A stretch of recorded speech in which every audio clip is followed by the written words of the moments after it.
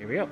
Alrighty, thank you for tuning in to this special report with Waverly Newspapers. I'm Eric Van Sickle reporting.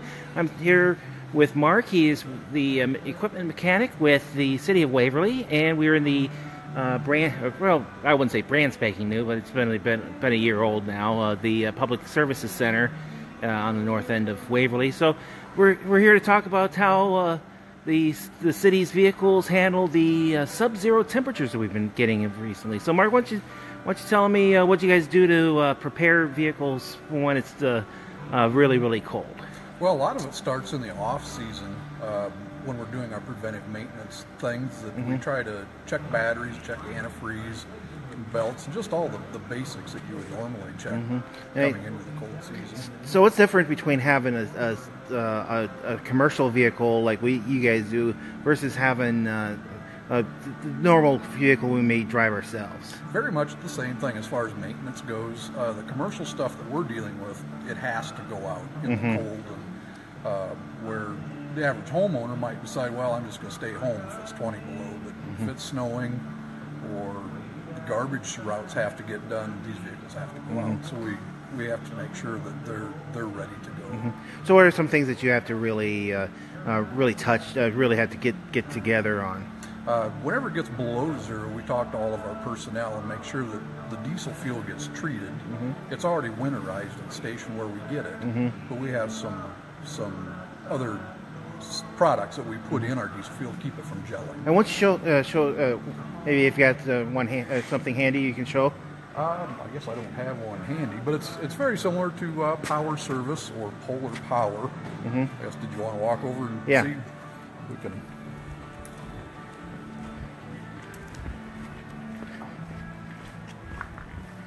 So as you're getting this stuff, how many vehicles are you in charge of usually?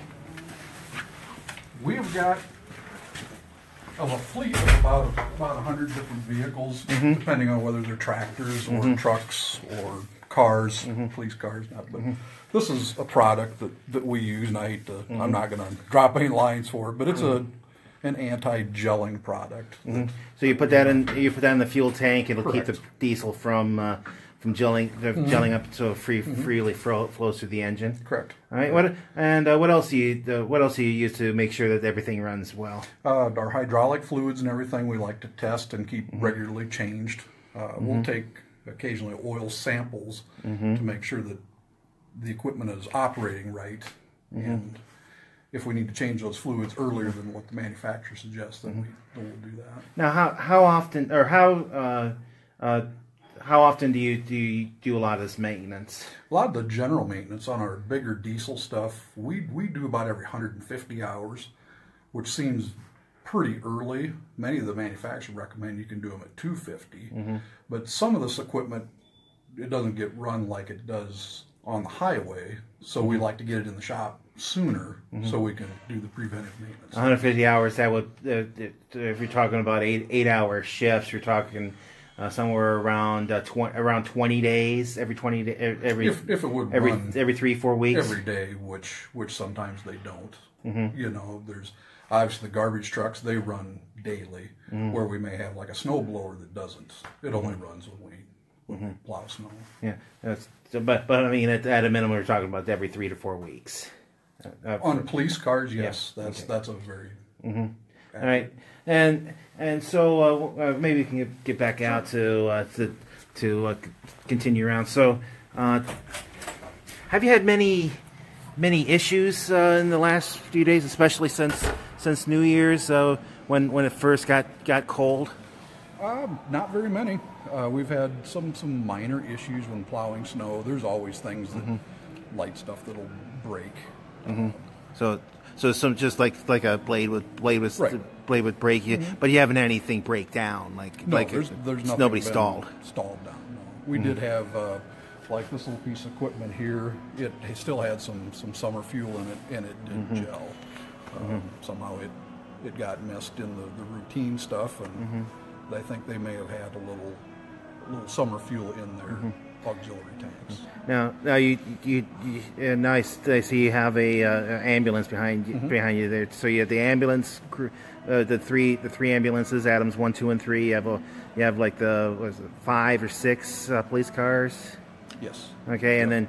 and then of course all the trucks and such forth. Do you handle the fire trucks at all? Yes, we also take care of the fire trucks. Okay. And it's kind of dependent on what the fire chief wants us to do. They do some stuff over there themselves, but if it gets above anything that they're not comfortable with, then it comes to us.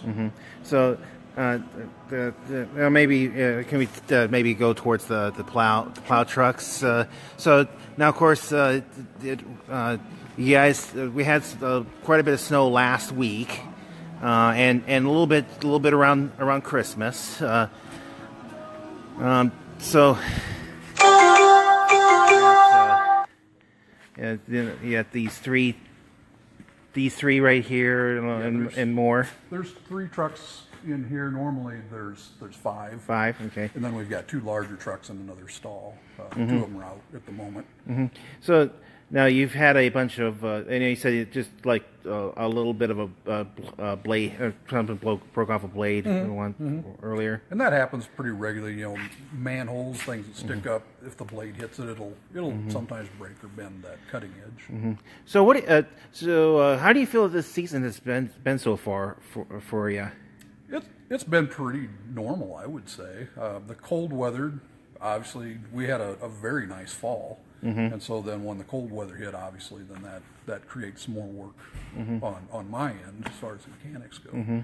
But one of the nicest things we've got is this new facility where before much of the stuff sat outside. So we would constantly be outside trying to get things started, which now is not a problem. Now, of course, that the old facility was behind Quick Start East, right? That's correct. And the Parks Department is utilizing that now for their equipment. Yes, but having this nice warm garage, a big garage that you can store all your equipment in, it's been a big difference for you guys. Absolutely.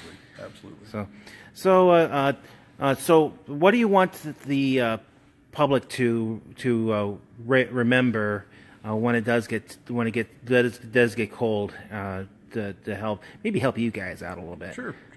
One thing the fire department loves to have people do is keep around their fire hydrants shoveled out. And when the plow trucks are out, give them a little bit of room, because there's times that they're stopping and starting, and with snow blowing, they may not see the car behind them. So just give them a little room.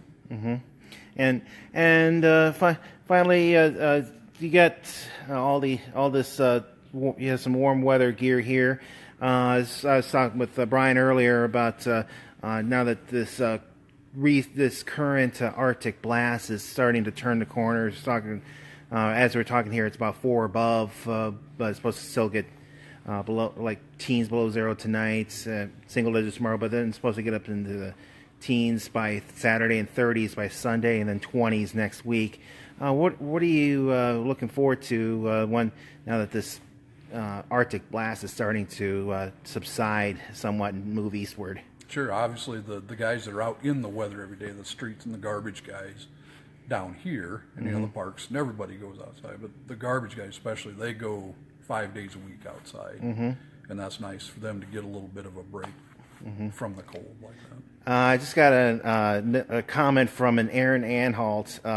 He's asking, since you got this big, beautiful building, if you got room for his boat. Well, if they can work that out with City Hall, we can do our best. You hear that, Aaron? I hope you have to talk with James Bronner, the city manager or city administrator about that. But anyways, yeah.